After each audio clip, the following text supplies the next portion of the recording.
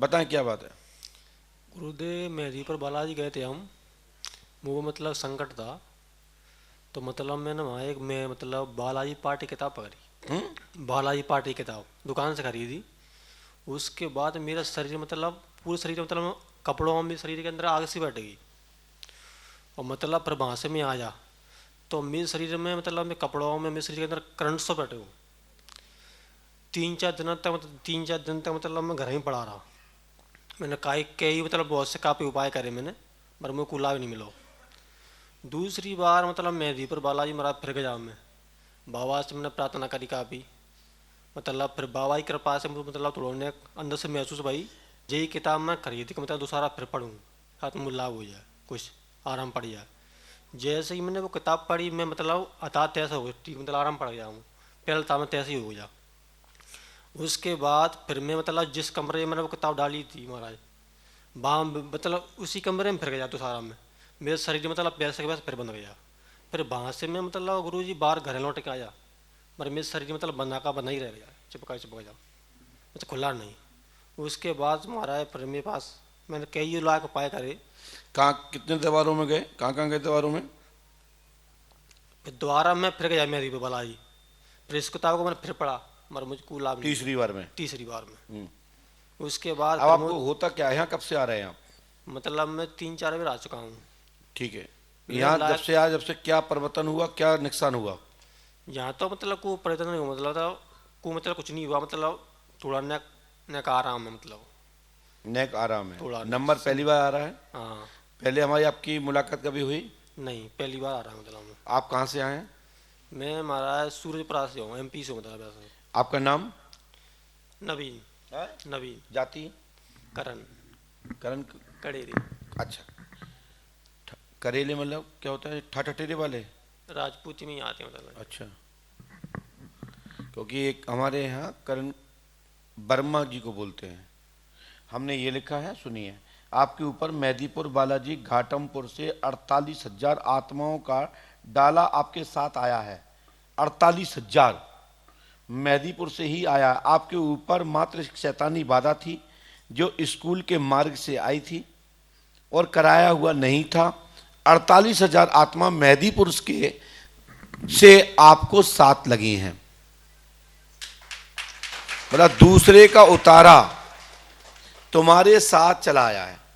समाधान होगा, पूर्णतः लाभ होगा, और आपके घर के देवता जागृत होंगे और आपका दिमाग खुल जाएगा, काम करने में मन लगेगा, गंदे विचार अंदर से खत्म होंगे। आशीर्वाद है।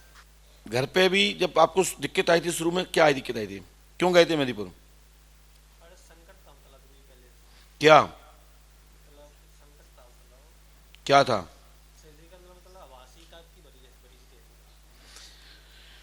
शरीर पे कोई खिलता था, भारी होता था शरीर, घबराहट होती होगी।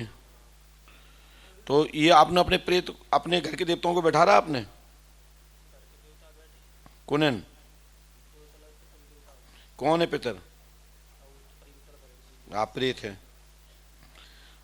मेवाती पठान भी है क्या? तो मकान के जस्ट पीछे थपे होंगे हैं, क्योंकि इसमें ये ही तुम्हारे ऊपर आ रहे हैं जो तुम्हारे रक्षक हैं। ये बुरे नहीं है, लेकिन उल्टा क्या हो गया कि जो बाहर के लोग आ गए, इसके कारण से आपको दिक्कत ज़्यादा हो गई है। ठीक है बेटा, लाभ हो जाएगा, और यहाँ समय देना पड़ेगा, और हनुमान जी कृपा से सफलता प्राप्त होगी। आशीर्वाद है।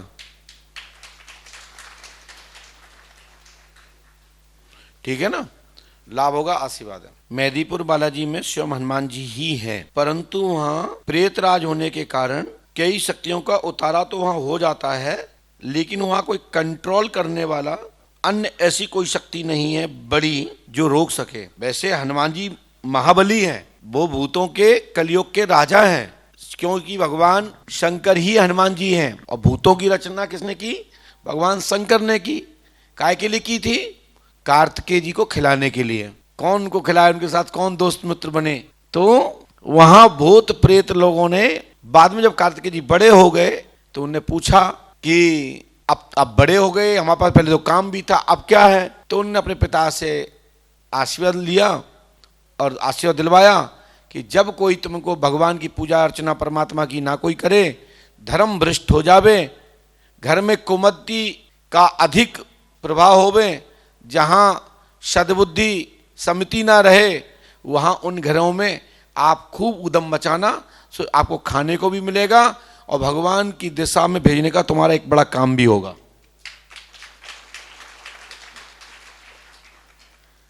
तो हम आप सबसे कहना चाहते हैं कि मेरा मेहदीपुर के लिए कोई विरोध नहीं है। जो आया बताया, यदि कोई पंडोखर धाम में भी कोई रास्ते में आ रहा है और कोई चौराहे मिल जाए और वहां कोई पड़ी चीज आप ना जाओ तो आपको भी दिक्कत हो जाएगी। समझना वाली बात को। तो वहां से जो उतारा कंट्रोल करने वाला नहीं है, वहां ऐसी कोई शक्ति और वहां ऐसा कोई साधक, जिस कारण से इसके परिणाम जिनके घर में मेहदीपुर के दरबार भी हैं वो भी परेशान है। कितने? 100 में से 99% लोग परेशान हैं। कारण पहले तो स्वार्थ में, गर्ज में संकल्प ले लेते हैं कि हम लहसुन नहीं खाएंगे, प्याज नहीं खाएंगे, जमीन पे 40 दिन 41 दिन नियम करेंगे। उसके बाद ऐसी परिस्थिति आ जाती है कि सब नियम खराब हो जाते हैं। तो जो तुम्हारे घर के देवता तुम छोड़ाते हैं वे तुम्हारे विरोधी, और जो तुम्हारी सहायता कर रहे थे वहां के लोग वे तुम्हारे विरोधी हो जाते हैं। आप समझे भाई बात को। पंडोखर धाम ही एक दुनिया का ऐसा धाम है कि दसों दिशा में जाने के लिए अनुमति देता है कि आप तो मरगटा नाको, मरगटे पे खटिया डाल के सो बढ़िया पलंग डाल के, और यहां का ताबीज गंडा कभी खंडित नहीं होता। ये पंडोखर धाम का ही एक ऐसा है, और नहीं तो किसी का भी ताबीज पहने हो, यहां तक कि जो जनेऊ आप पहनते हैं, ब्राह्मण क्षत्रिय वैश्य सत्य जो जिनको अनुमति दिया गया है, जो कंठी पहनते हैं, हम सूतक में जाते हैं तो उसको भी बदलना पड़ता है। लेकिन हमारे यहां कहा गया है कि हमारा गंडा यहां का कोई ताबीज पहने हुए पंडोखर सागर का, तो दुनिया में जाए, सौर सूतक में भी जाए तो भी खंडित नहीं है।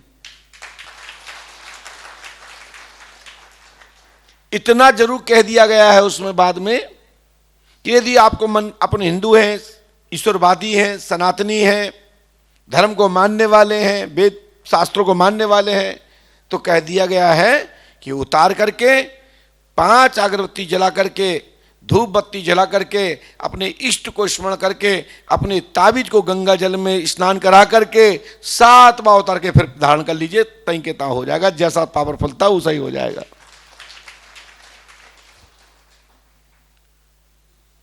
दोनों हो गए, गंगा में स्नान हो गए, और अग्नि को और उस दीप को